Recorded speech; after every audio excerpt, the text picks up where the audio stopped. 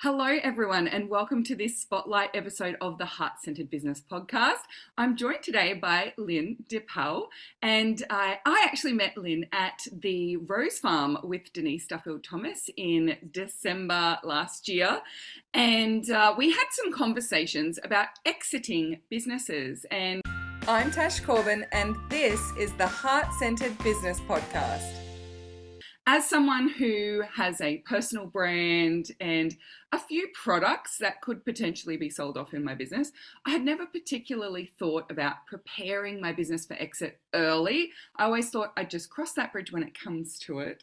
But Lien and I had some amazing conversations, and I had to invite her onto the podcast because I think a lot of us assume that we're going to be running our business forever and we're never going to want to leave it. And there are some things that we can do that, even if that's the case, we're building the foundations of our business and really getting it solid. So welcome so much to this podcast, Lien. Thank you so much for being here. Thank you so much, Tash. What a lovely introduction. Yeah, it feels like kind of ages ago and yesterday that we met on the Rose Farm, which was absolutely just a beautiful experience. And I remember our conversations like very, very vividly. And I think what you just remembered as well is one of the things that I came about too as an entrepreneur, where you start a business and you're really excited about the thing that you want to bring into the world and the people that you want to help, and exiting your company or selling your company is like, that never crossed my mind for the first 10 years when I was being an entrepreneur. And I think for most people, entrepreneurs, women entrepreneurs specifically, this is a conversation that we hardly have amongst each other, right? I was just delivering a masterclass earlier today, and I mentioned like the conversations that we were having about this topic amongst women entrepreneurs. It's such uncharted territory. It's so new to us as women, new to us as entrepreneurs, new to us as women in the online space. It's such a new sector as well, like such new evolution that has happened in the entrepreneurial space. So for us today, even to have this conversation and to talk about this in your podcast thank you so much for this opportunity, because I hope it will help a lot of women entrepreneurs to even maybe not think about selling their company just yet, but maybe planting that little seed of thought in their head that maybe one day they might want to sell their company. So good, so good.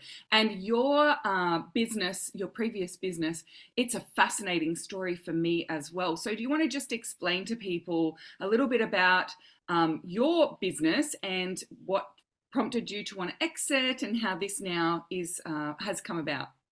Yeah, so I actually have had a couple of businesses, because I've been in business since like 2010, I think. Yes, I am that old. So I had a couple of businesses. I'm not really sure which one you are referring to particularly. The surf one. Which one? The surf one. Okay. Is that the one where like I used to have I've been running businesses from a place of just feeling a need and feeling a desire and having a passion, and always thinking like, if this is a problem for me, probably other people will have this problem too. So I might as well just try and solve it. Yeah. So I happened to do that with a business where I was like just having like a paid blog for many, many years, where it gave me the opportunity to learn to surf. I moved to another country because of that. There were just so many things that I think just starting a business, building a business, scaling a business creates just so many just opportunities for us to live the life of our dreams, really. And so your previous business, to me, it felt like it was quite a personal business, right? And it wouldn't be the type of business that you could sell, but it actually is. So can you talk about like, how on earth do you sell something when you've built it around yourself? Yeah. That's a great question. And it's probably the question that I get asked most of the time, Yeah. specifically from women entrepreneurs, because a lot of us have built personal brands. So here's the thing. I'm going to be straight up talking to you. Selling a personal brand is really, really tough because a buyer wants to buy a business. They don't want to buy your job. Yes. That's a very, very different thing. And so personal brands potentially can just be a job. What do I mean by that? When people talk to me about I have a personal brand, I start asking them what exactly it is that they do in their company. And it's not just that they do the marketing, which to me is a personal brand. You do the marketing. The marketing is a person, right? So that's one thing. But often also these businesses, the business owner, who is also the brand, also does a lot of other stuff in the business. They do the product delivery. They run the retreats. They record the courses. They do the podcast. They do all sorts of, so they do the delivery of the service that is being sold. That makes it even more complicated to sell, because what if you are no longer there in the company? Who's going to deliver the services or the products? So that becomes an obstacle. Another thing that I see with a lot of women entrepreneurs is they not only do the marketing and the product delivery, they are also the R&D department of the company. So they capture all the ideas from their audiences and they build new products or new services. Specifically, if you're a creator, you're a manifesting generator, you have these kinds of profiles, you love creating new things. And it's probably also the lifeline of your company. You might sell new things to the same kinds of clients, for example. But what's going to happen when a business buys your company? Who's going to do the product development or be in charge of the research and development, the R&D department, right? So often a personal brand comes with more challenges than just the marketing being a personal brand, right? So you have to sort these two things out first. Make sure someone else can do the delivery and make sure someone else can do the development of new products. And then we still have the personal marketing brand. And here's the challenge with that. And then I'm going to stop talking about challenges and we should talk about opportunities more, because it's a really exciting topic. And I don't want to throw 700 hurdles on the road.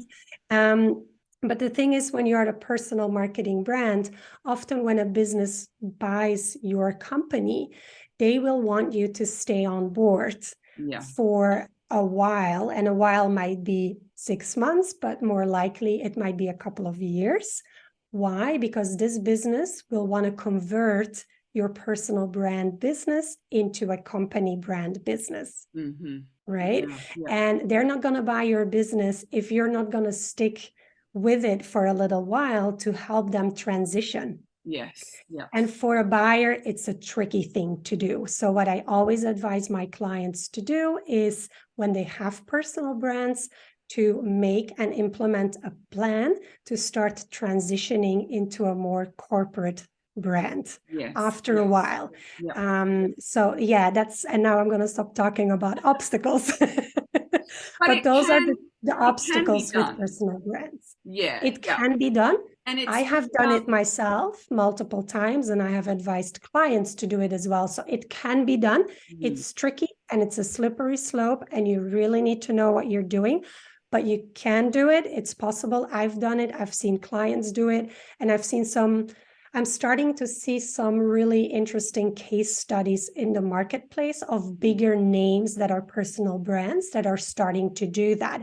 So that makes me wonder that they're probably going to sell their company in probably 2 or 3 years' time. You can see that maybe there's a little transition happening. And I think that that's the thing that I loved about all of our conversations, and why I wanted you on this podcast is because I think a lot of people will just assume it's not possible at all because of those obstacles. But if instead we look at those obstacles as almost markers of how we would need to be prepared, then all of a sudden it is possible. It's just that we need to ensure that we hit those things. So I'd love to know from you, Lien, even if it's not a personal brand, if it's a business that's now sellable, right? It's something that someone can pick it up and take it and run with it. What are some of the things that buyers look for that we could be aware of to make our business look more appealing to potential Yeah. buyers? Yeah.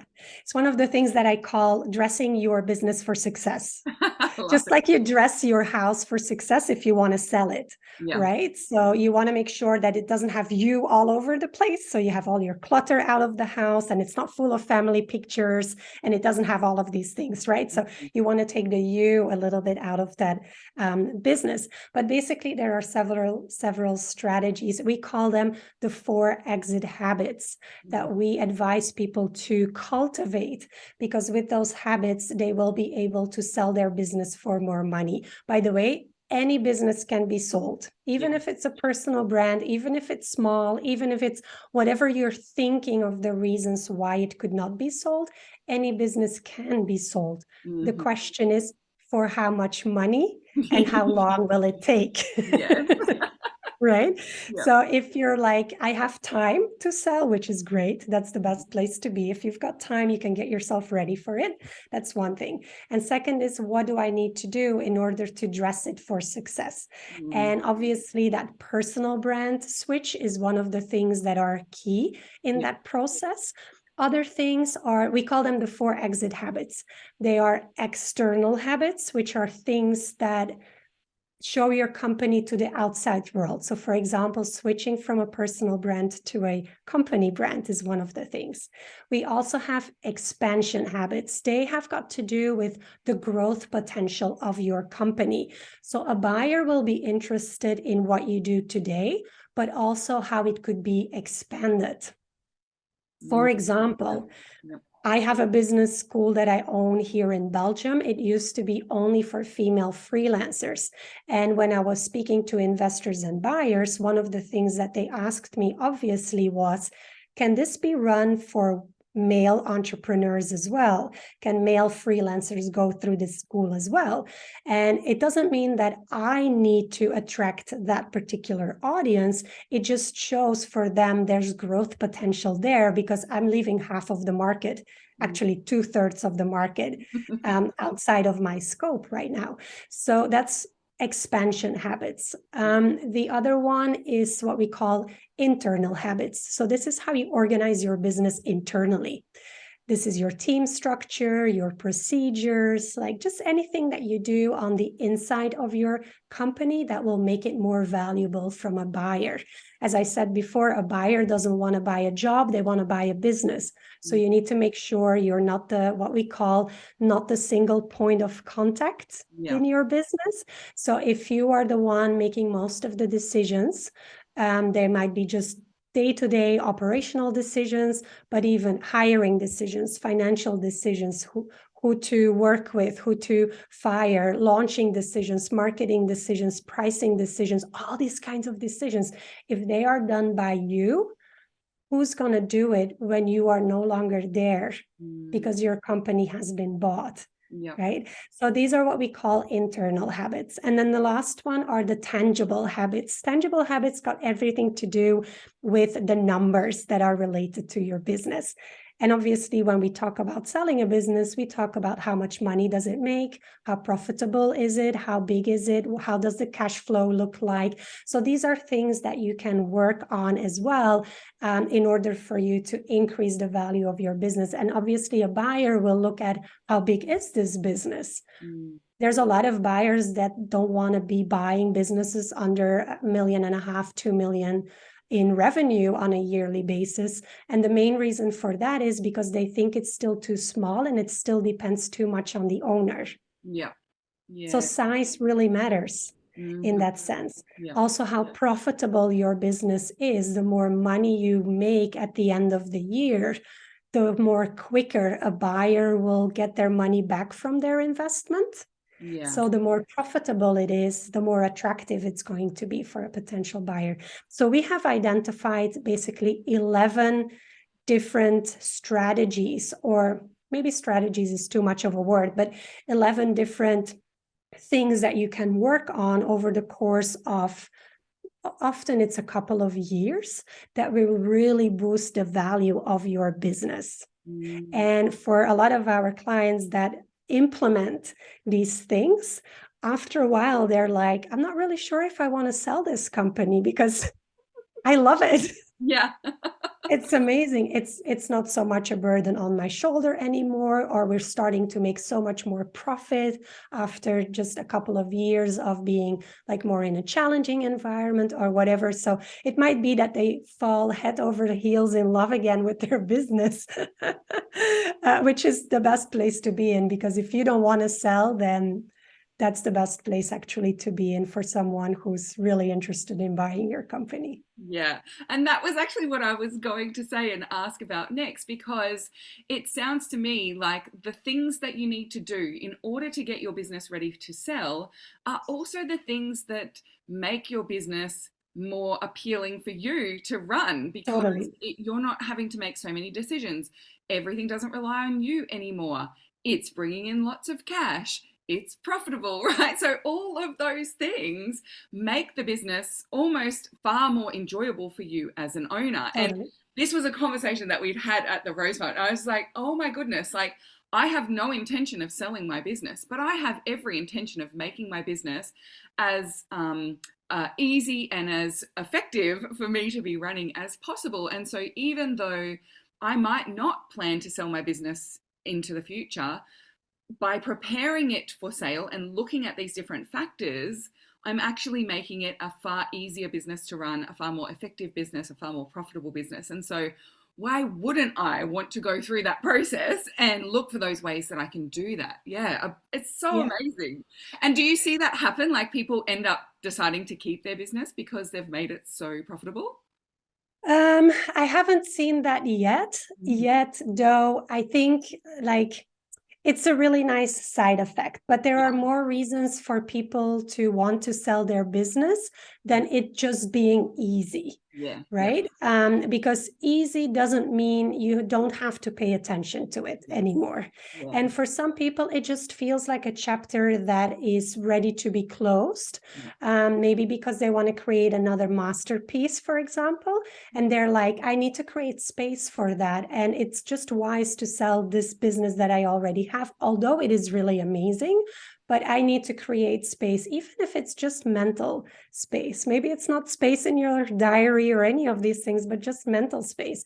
And also, people also want to, I mean, these are not the nicest of circumstances, but sometimes, we get sick or something happens in our family. We are going through a divorce.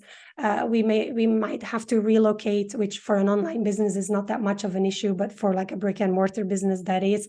So there's a lot of reasons, very valid reasons why business owners want to sell their company. And the best place to be in, I always say, is the time where you don't want and need to sell. That's the best time actually to start selling or thinking about selling your company, because you will get the most money out of your company and basically use that for the next masterpiece that you are going to create, or just to retire or pay off your mortgage or buy a second or third or a fourth property or whatever it is that you want to do with that kind of big final paycheck, right? So yeah, so people do still want to sell, although their businesses have turned over into an amazing business, because there's other reasons why you would want to sell a company. Yeah. Fabulous. And so, what would be your advice to someone who is in that space where they don't want to sell, they don't necessarily need to sell? How do they get started on just preparing for this and looking at those foundations that could be improved? Yeah, there's a bit of knowledge out there. There's not that much knowledge out there, remarkably, though, which is really interesting. So what I see a lot of people do is when they're thinking about selling, they might engage with like a merger and acquisitions expert, and they'll tell them like your business is worth this much, and then they'll go through that process. And when they go through that selling process, often the M&A expert would say like, here are like some loose ends in your company, and that's why instead of selling it for 2 million, we'll only be able to sell it to like 1.6 or something like that. So what I'm trying to do is get people to think more ahead of time and really like close all these gaps, right? And so you can implement those 4 exit habits, start playing with them. So making that transition, for example, from personal brand to company brand, that's one of the things.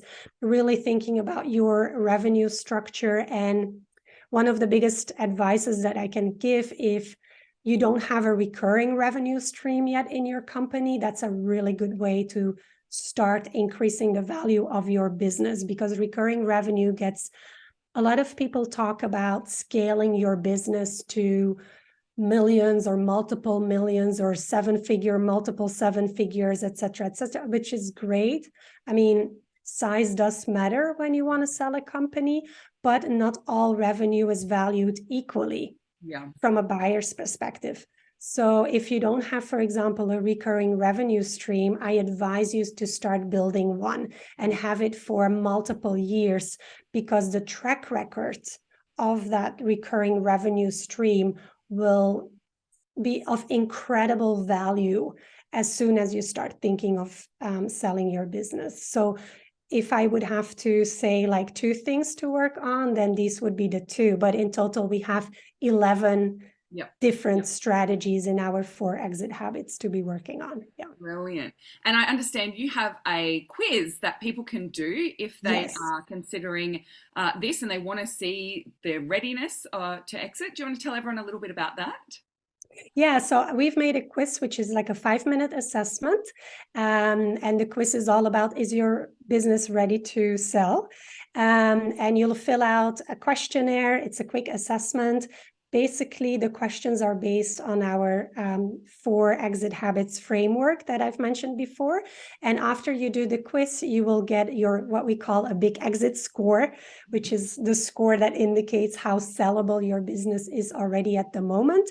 And then you will get like 3-4 actionable tips that you can already start using and implementing in your business by yourself. You don't have to hire expensive coaches to do that. If you want to do that, you could do that. But there's a lot of things that you could do just by yourself to start on that journey. And if you feel like you need more expert on advice, then feel free, we can have a chat about it.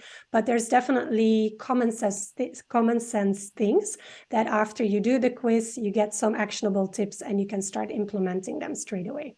Fabulous, fabulous. Now, one of the things that you raised was that, and also we'll have that link to the show in the show notes, everyone. So we'll make sure that we've got the link there for you to go and do the quiz. But one of the things that you mentioned, Lien, was that it's talking about exiting our businesses is something that we're not necessarily talking about. Why do you think it feels like such a secret little topic? Like, why do we not talk about, in building a business, what is the final plan of where this business is going and whether you're going to sell it or not?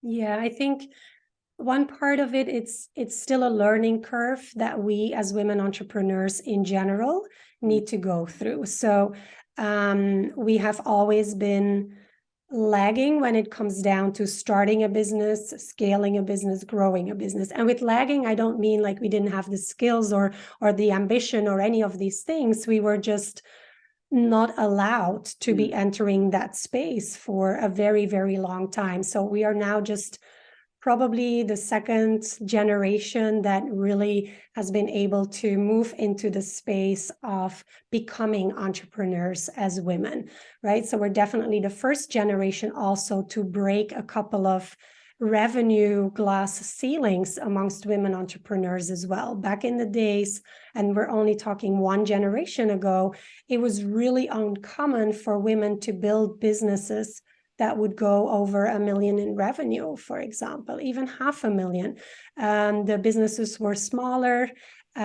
so we didn't need to have that conversation because we didn't have businesses that were interested from a buyer's perspective to be bought, right?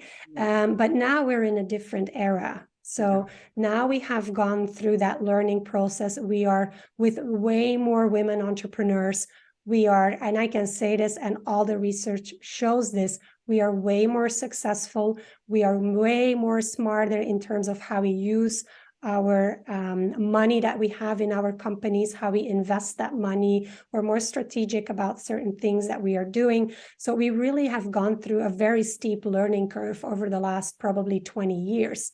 And I think now we're reaching that tipping point where we are ready to have that conversation, because we get into more and more businesses that could be interested for other buyers to buy them, or for businesses to buy our companies. And I think 20 years ago, there wasn't that much of a track record yet. So I think that is the reason why I see amongst men entrepreneurs that is a way more common conversation to have, specifically with the boom of like the whole scale up hype that we have seen in the last 15 years, where businesses are being built to be sold with that particular purpose, which is something I think for a lot of women is also very uncommon. We don't build businesses to sell. We build them because we want to serve. And we want to help and make millions along the way and have a really good time, right? So I think just the times have changed, and I feel really blessed to be one of the voices to be leading this conversation amongst women entrepreneurs, not only amongst women entrepreneurs, also in other rooms, but definitely amongst women entrepreneurs, because I do believe that the time is now. And there are a lot of amazing women entrepreneurs right now that can start selling their companies, become heart-centered investors, not just heart-centered entrepreneurs, but heart-centered investors, put more of their resources where their mouth is and where their money is. And I think that will just bring a lot of really good stuff in the next 50 years to come. So I'm really excited about this new chapter that we're all going into. That is so powerful. And I mean, we could have another hour's conversation about investing as well, right? Because totally. that is another layer to exiting your business and having that now capital behind you to be able to then influence dozens of businesses at once with all of your business savvy and the skills that you've built through that process of creating your own company. Now, all of a sudden, you can help other people grow their companies and be mindful about where you're investing your time and energy and where you're investing your money as well. So yes, we'll talk about that on a future podcast episode, I am sure, because count me in. It gets me very excited, and it's part of my vision for my future in my business. It wasn't necessarily that I would exit my business in order to do that, but that my business was creating so much cash that I would have the capacity to, become an investor and be a very mindful investor as well. So that definitely makes my heart sing, and I get very excited about thinking about, even just we see venture capital goes to less than 10% of women. 10% of venture capital goes to 2%. 2%. And how many women investors do we see at that sort of VC level as well? So you're changing the world. You are changing the world for the better. And that gets me very excited. Now, one of the things that we do in the Heart Center Business podcast, Lien, is at the end of each episode, I ask you, if I was to quote you on something, what is it that you would want me to say? Oof. I have so many quotes that I use in all kinds of circumstances, and I think people know me for that. And it's not always like I can just, I have a lot of them. But one of the things one that really popped into my mind, and I think it links really beautifully into the conversation of building a business that is an asset and maybe selling it off and being like a mindful, heart-centered investor, is one like the one that really popped into my mind straight away was like, the world is your oyster. Yes. I love that. Thank you so much. Ooh. Which got nothing to do with selling your business or being an investor, but it really just, the world is your oyster. And I really believe that we can do and be anything that we want to be. And we have still a huge journey in front of us. And I'm being very thankful and grateful for the journey of the women that were before us. And I'm so excited for you, for me, for all the women that we know, your listeners in the podcast as well, to really pave the way for so many that are going to follow us. So just remember, the world is your oyster. That is so wonderful. What a powerful note to end on. Thank you so much for joining me today, Lien. This has been amazing. Everyone, make sure you come and check out those show notes for today's episode. We'll link to Lien so you can follow her and see what it is that she's sharing as well, because she's a font of amazing information, as well as link to that quiz so you can get started on looking at where maybe you could be making some changes just in case you ever decide that you want to sell your business. So thank you once again, Lien. Thank you everyone for joining us. And until next time, we cannot wait to see you shine. Thanks, Tash. Thanks for having me. Would you like more tips, tools, and resources to help you grow your heart-centered business? Head to tashcorbin.com today.